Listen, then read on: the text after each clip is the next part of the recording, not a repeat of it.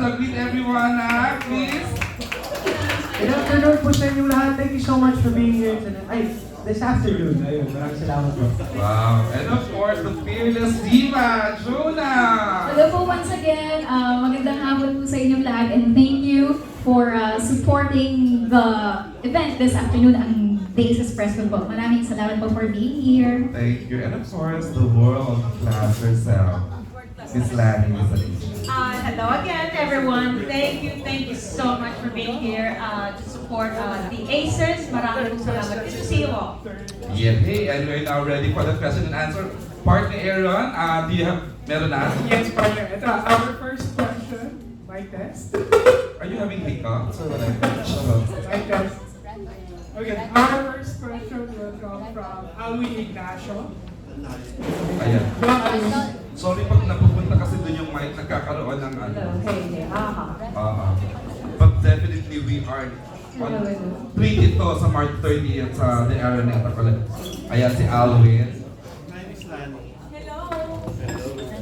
Since you've been together with Darren and Jonah in two previous concerts, I was just wondering, ano nakita mo yung core strengths ng dalawang singer na kasama mo? At sa tingin, ano yung core strengths ng dalawang relatively young singers na nakasama mo? And sa iyong tingin, ano pa yung dapat nilang i-improve as performers, you being the seasoned diva at that? With two back-to-back in Davao and in Oo. Cebu, di ba? Correct. So, nauna po yung Cebu namin ng February 2 and then March 2 naman sa Davao. Sa totoo lang po, first time po namin nagkasama, tatlo, in a concert. However, nakakapagtrabaho na po kami before sa mga corporate shows, mga ganyan, mga mini shows. Pero first time talaga na itong ganitong klaseng concert na hindi lang isang beses. So, yung pong nakita ko, na-observe ko sa kanila, which is, I think, alam naman po natin lahat. When it comes to Jonah, okay, as you can see, how cute and petite she is. But once she opens her mouth and start a few notes, you cannot avoid to look at her because sabi mo na parang nanggagaling ba sa kanya yung boses na yun. She has this amazing voice, big voice in a tiny frame, and that's how amazing it is, and once na nag-perform na siya, you really are going to listen to her and look at her and watch her. But aside from that, so yun yung parang pinaka-core strength niya. Of course, her voice, her big, amazing voice. Not just having that big voice, but the quality that her voice possesses is beautiful. Nandoon yung tone, yung gusto kong actually marinig. But the beautiful thing about her is when she's not singing, she is the Jonah that not everybody knows. She's a beautiful person inside. Yeah, you are. At saka ito, parang sa kanya yun ang nakikita ko sa kanya, no? Para sa kanya wala siyang masamang tinapay. Oo. Hindi ito namimili ng tao na bakit itungungan niya. So, sa advice naman, kung ano bang advice? Mamaya na lang. Okay. Kay Darren Ito naman. naman ang batang to, being only 17, pero mag-18 na siya real soon. Alam naman natin lahat na ang batang ito hindi naman ito tatawagin na the total performer kung hindi niya nga napuprove yung moniker na yun of total performer. Because he is.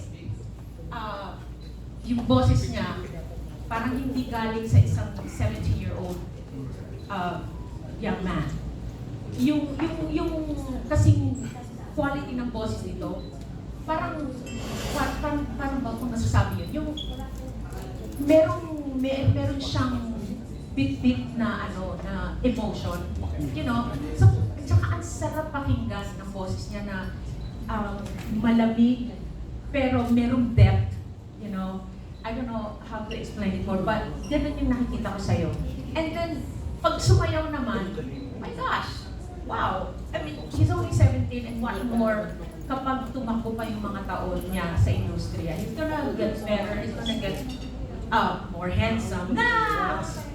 And yun yung parang nakita ko sa kanya. I don't want to say the next Gary May, but of course, you are Darren Espanto and you're gonna be a much bigger Darren Espanto in the next coming year. So, yeah, amazing boy. Reactions from Darren and Jonah. Sinabi ni Miss Lani. Medyo mahaba-haba yun. Kasi siya makapagkwento. Reactions. Kasi it's not every day you get to hear the diva say kind words to you guys. Sobrang happy po na that's what she sees in us. And ayun, nakakakilig po. Thank you. Ayun. Jonah. Ako naman po, ever since po kasi big fan na din po ako ni Miss Lani Miss Anuncia.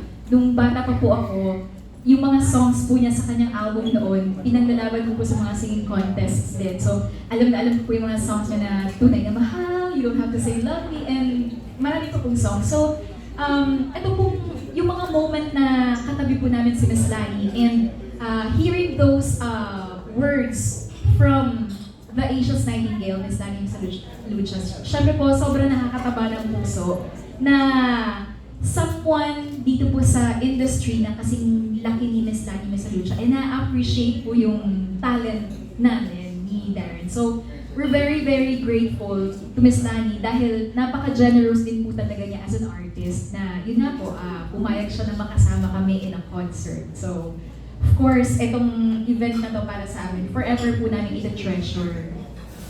Miss Lani, sabi mo niyo po, kasi first time you to perform together. How was it like the first night you went on stage together with these two performers? Kasi ako naman, kahit anong gagawin kong show, whether it be a small one or a big one, lagi ako ninenervyos. Of course, lalo na first time ko yung kasama yung concert, syempre nakaka-nervous yun. Hindi namin alam kung ano ba ang mangyayari sa concert kasi ang daming pwedeng mangyari. Pwedeng technical na may palpak sa technical, merong, alam mo yun, o ikaw mismo, yung performer na baka hindi lumabas yung boses, so nakaka-nervous yung ganon. And lalo na nga na first time namin magkasama, hindi namin alam kung ano magiging reception ng tao. But then, nakita naman namin na napakaganda at napakasarap nung pakiramdam na especially after the concert, we've been hearing beautiful comments. Sa totoo lang, hindi kami nagyayabang or anything, but we were really happy that we found out that the people were really happy of our show. So, yun yung nakaka-nervyos syempre. And especially for Darren and Jonah. How does it feel like sharing center stage with Dylan and Miss Anuncia? Well, of course, para po sa akin, it's an honor and to share the same stage with Miss Lani Miss Anuncia po. And we learned so much from her. First of all, yung pagiging professional po is one thing, and also staying humble throughout all the years in show business. That's another thing po. So I'm very happy to be able to sing with such an icon in the music industry. Yun po. Ako naman po, sa totoo lang, although wish ko po talaga na makasama po si Miss Lani sa isang concert, pero hindi ko po din inakala na magkakatotoo din po siya sooner. So, sobrang happy po talaga ako na makasama siya in a bigger stage. Hello.